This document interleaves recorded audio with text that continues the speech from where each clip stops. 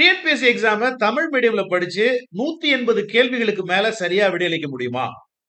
ஏன் தமிழ் மீடியத்துல படிச்சா 180 கேள்விகள் போட முடியாதா என்ன?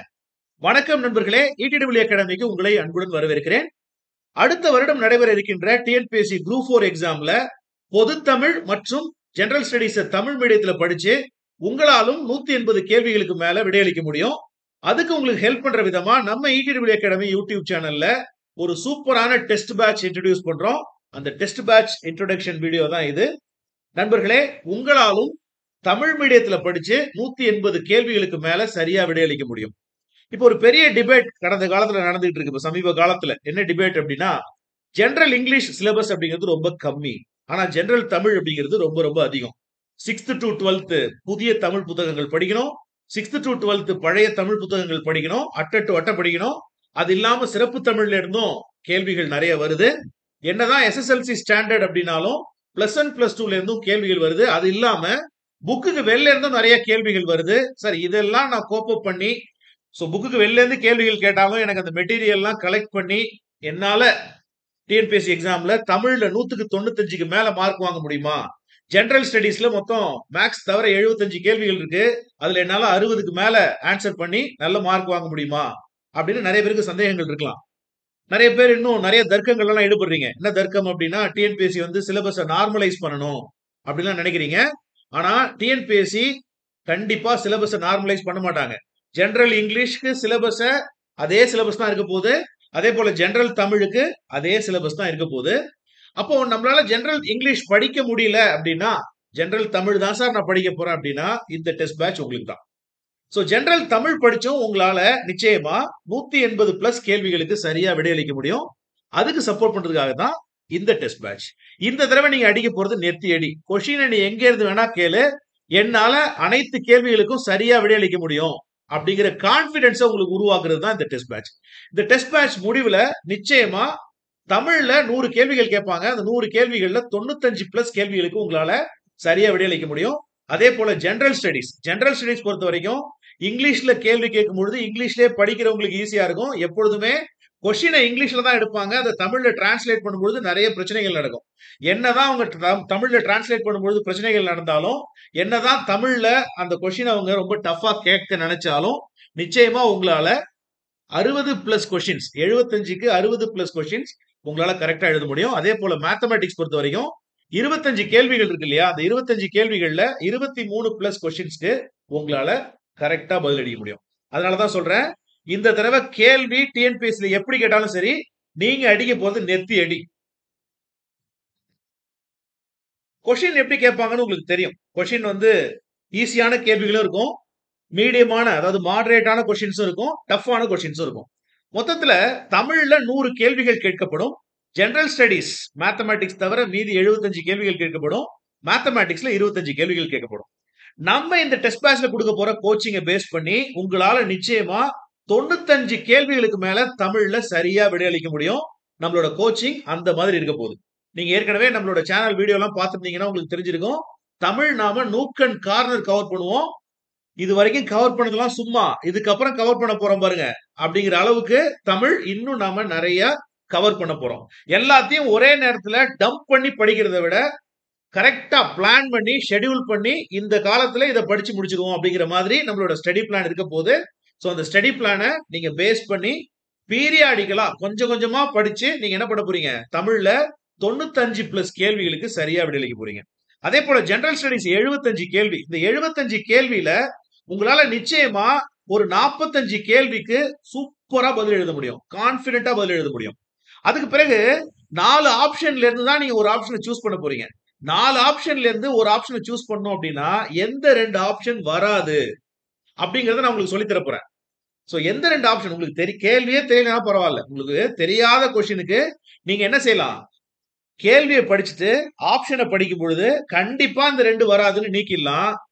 மீதி 2 ஆப்ஷன் இருக்கும். அந்த மீதி 2 ஆப்ஷன்ல இருந்து எப்படி கரெக்டான ஆன்சரை சூஸ் பண்றது அப்படிங்கறதையும் நீங்க ஈஸியா உங்களை நான் ட்ரெயின் பண்ண போறேன். அதுல இருந்து நிச்சயமா நீங்க ஒரு 15 கொஸ்டின் ஆன்சர் பண்ணலாம்.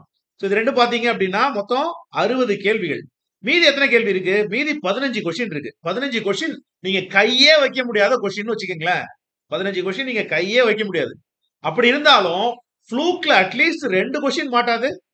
அப்ப 62 கேள்விகள் உங்களால நிச்சயமா ஜெனரல் ஸ்டடீஸ் பதிலளிக்க வைக்க முடியும். நம்ம இந்த டைம் டெஸ்ட் பேட்ச் அப்படிங்கிறது அத நோக்குனதா இருக்க போகுது. 62 கொஸ்டினுக்கு மேல தான் நீங்க கண்டிப்பா ஆன்சர் பண்ண போறீங்க. நான் 62ன்னு சொல்றதே ரொம்ப கம்மி தான். சோ நம்ம இந்த டெஸ்ட் பேட்ச்ல ஃபாலோ பண்ண போற அந்த டாக்டிக்ஸ், அந்த டெக்னிக்ஸ் எல்லாமே குறைஞ்சபட்சம் ஜெனரல் ஸ்டடீஸ்ல உங்களால 62 கேள்விகள் சரியா விடையளிக்க வைக்க முடியும். அதே போல மேத்தமேட்டிக்ஸும் பாத்தீங்க அப்படின்னா 25 கேள்விகள் கேட்பாங்க. 2 கேள்வி எப்படியோ டஃப்பா எழுது. கண்டிப்பா உங்களால 23 கேள்விகளுக்கு மேல நிச்சயமா ரைட்டா விடையளிக்க முடியும். சோ ஆக மொத்தத்துல 180ஓட நம்ம நின்ற போறது இல்ல. 180க்கு மேல உங்களால சரியான விடையளிக்க முடியும்.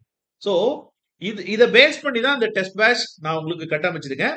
இந்த டெஸ்ட் பேட்ச் நான் ஏற்கனவே உங்களுக்கு இன்ட்ரோடியூஸ் பண்ணிட்டேன். இந்த டெஸ்ட் பேட்ச்ல நம்ம என்னென்னலாம் சிறப்பம்சங்கள் வழங்க போறோம், இந்த டெஸ்ட் பேட்சோட ஷெட்யூல் எப்படிலாம் இருக்க போகுது. தமிழ் பொறுத்த வரைக்கும் 6th to 12th புது புக்கு, பழைய புக்கு பிளஸ் சிறப்பு தமிழும் கவர் பண்ணி தர போறோம். சிறப்பு தமிழும் கவர் பண்ணி தர போறோம். சார் நிறைய இருக்கே சார், இது எல்லாத்தையும் நம்ம எப்படி சார் படிக்கிறது, ரொம்ப கஷ்டமா இருக்காதா அப்படின்னா இல்லவே இல்ல. தமிழ் தான் உங்க தாய்மொழி அப்படின்னா நிச்சயமா உங்களால சிறப்பு தமிழா இருந்தாலும் சரி, எந்த தமிழா இருந்தாலும் சரி, புக்குக்கு வெளில எங்க இருந்து கேட்டாலும் சரி, உங்களால 95 பிளஸ் கொஸ்டின்ஸ்க்கு சரியா ஆன்சர் பண்ண வைக்க முடியும். அதுக்கு நீங்க பண்ண வேண்டியது ஒண்ணே ஒண்ணுதான், முழு சின்சியாரிட்டியை நீங்க செலுத்தி ஆகணும். சின்சியாரிட்டி அண்ட் டெடிகேஷனை நீங்க செலுத்தினீங்க அப்படின்னா நிச்சயமா உங்களை தமிழ்ல 95 பிளஸ் கொஸ்டின்ஸ்க்கு என்னால ரைட்டா விடையளிக்க வைக்க முடியும். ஓகேவா? ரைட். இப்போ நீங்க ஸ்கிரீன்ல பார்த்துட்டு இருக்கிற இதுதான் நம்மளோட டெஸ்ட் பேட்ச். டெஸ்ட் பேட்ச் சம்பந்தப்பட்ட வீடியோ ஏற்கனவே நான் நம்ம சேனல்ல போஸ்ட் பண்ணிருக்கேன். மேலதிக தகவல்கள் உங்களுக்கு தெரியணும் அப்படின்னா இந்த வீடியோட டிஸ்கிரிப்ஷன்ல நான் வந்து டெஸ்ட் பேட்ச் வீடியோ லிங்க் கொடுத்திருப்பேன். அந்த லிங்க்குள்ள போயிட்டு டெஸ்ட் பேட்ச் சம்பந்தமா அனைத்தையும் தெரிஞ்சுக்கோங்க. நீங்க இந்த டெஸ்ட் பேட்ச்ல சேர்றதுக்கு கடைசி நாள் 7/10/2024. புரியுதுங்களா? 7ஆம் தேதிக்கு முன்னாடி ஜாயின் பண்ணிடுங்க. முதல் டெஸ்ட் 13ஆம் தேதி நடக்கும். என்னைக்கு மெட்டீரியல் கொடுப்போம், என்னைக்கு டெஸ்ட் நடக்கும், இந்த டீடைல்ஸ் எல்லாமே உங்களுக்கு நான் டிஸ்கிரிப்ஷன்ல கொடுத்துக்கிற வீடியோல இருக்கும். அந்த வீடியோ ஒரு தடவை ஃபுல்லா பாத்துருங்க. ஏன் அப்படின்னா மத்த டெஸ்ட் பேட்சை விட இந்த டெஸ்ட் பேட்ச் என்ன சிறப்பம்சங்கள் அப்படிங்கறதெல்லாம் நான் அந்த வீடியோல தான் எக்ஸ்பிளைன் பண்ணிருக்கேன். ஓகேவா? சோ அந்த வீடியோ கண்டிப்பா பாருங்க. நிச்சயமா இந்த டெஸ்ட் பேட்ச் முடிவுல யாரெல்லாம் சின்சியரா கரெக்டா ஃபாலோ பண்றீங்களோ அவங்க எல்லாமே 180 பிளஸ் கொஸ்டின்ஸ் கரெக்டா ஆன்சர் பண்ண முடியும்.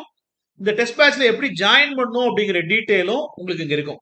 இப்போ புதிய மாணவர்களுக்கு 2000 ரூபாய் தான் ஃபீஸ். ஆக்சுவலா நான் போட போற எஃபர்ட்டுக்கும் இந்த ஃபீஸுக்கும் சம்பந்தமே இல்லை. இந்த ஃபீஸ் ரொம்ப ரொம்ப கம்மி. அதுவும் நீங்க 3 இன்ஸ்டால்மெண்டா பே பண்ணிக்கலாம். முதல்ல 1000 rupees கட்டி ஜாயின் பண்ணிக்கலாம். அதற்கு பிறகு ஒரு 1.5 மாசம் கழிச்சு 500, அதுக்கப்புறம் ஒரு 1.5 மாசம் கழிச்சு 500 rupees நீங்க பே பண்ணலாம். பழைய மாணவர்களுக்கு 500 ரூபாய் தள்ளுபடி. 2022, 23 அந்த காலகட்டத்தில் நம்ம டெஸ்ட் பேட்ச் மாணவர்களுக்கு மட்டும் ஒரு 500 ரூபாய் தள்ளுபடி. ரைட். இப்போ நீங்க எப்படி இந்த டெஸ்ட் பேட்ச்ல ஜாயின் பண்ணணும் அப்படிங்கிற டீடைலும் இந்த பிடிஎஃப்ல இருக்கு. இந்த பிடிஎஃபையும் நான் வந்து இந்த வீடியோட டிஸ்கிரிப்ஷன்ல கொடுக்குறேன். அதை பேஸ் பண்ணி நீங்க என்ன செய்யணும் அப்படின்னா இந்த டெஸ்ட் பேட்ச்ல பே பண்ணி ஜாயின் பண்ணிக்கோங்க. ஷெட்யூல் இருக்கும். ஷெட்யூல்ல என்னென்னலாம் இருக்கோ அதுபடி பீரியாடிக்கலா நம்ம டெஸ்ட் நடத்துவோம், ரிவிஷன் டெஸ்ட் நடத்துவோம், சர்ப்ரைஸ் டெஸ்ட் நடத்துவோம். சர்ப்ரைஸா உங்களுக்கு எக்ஸ்ட்ரா கண்டென்ட் நிறைய கொடுப்போம். உங்களுக்கு வந்து இப்போ டிஎன்பிஎஸ்சி எக்ஸாம் பொறுத்த வரைக்கும் புக்குக்கு வெளியில இருந்து நிறைய கேள்விகள் ஜெனரல் ஸ்டடீஸ்லயும் சரி, உங்களுக்கு தமிழ்லயும் சரி வருது இல்லையா? அது எல்லாத்தையும் நாம எக்ஸ்ட்ரா கண்டென்ட்டும் உங்களுக்கு கொடுப்போம். ஷெட்யூல் உங்களை ரொம்ப சிரமப்படுத்தாம இருக்கும். பீரியாடிக்கலா கொஞ்சம் கொஞ்சமா சிலபஸ் முடிகிற மாதிரி இருக்கும். இந்த ஷெட்யூல்ல சிறப்பு தமிழும் கவர் பண்ணிருக்கோம். ஸோ சிறப்பு தமிழ் அப்படிங்கிறது 6 பார்ட்டா கவர் பண்ணிருப்போம். டெஸ்ட் 7ல பாத்தீங்கன்னா சிறப்பு தமிழ் பாகம் 1. ஸோ இங்க இருந்து ஒரு குறிப்பிட்ட கால இடைவெளியில சிறப்பு தமிழ் ஃபுல்லாவே நம்ம கவர் பண்ணிருப்போம். ஓகேவா? ஸோ இந்த டெஸ்ட் பேட்ச் உங்களை நிச்சயம் வெற்றி அடைய செய்யும். 180 பிளஸ் கொஸ்டின்ஸ்க்கு உங்களாலும் ஆன்சர் பண்ண முடியும். நான் தமிழ் மீடியம் ஸ்டூடெண்ட், என்னால அவ்வளவு கொஸ்டின் பண்ண முடியுமா அப்படின்னு ஒரு காலும் நீங்க உங்களை நீங்களே குறைச்சி மதிப்பிட்டுக்காதீங்க. நண்பர்களே, மீண்டும் மற்றொரு வீடியோவில் நான் உங்களை சந்திக்கிறேன். நன்றி, வணக்கம்.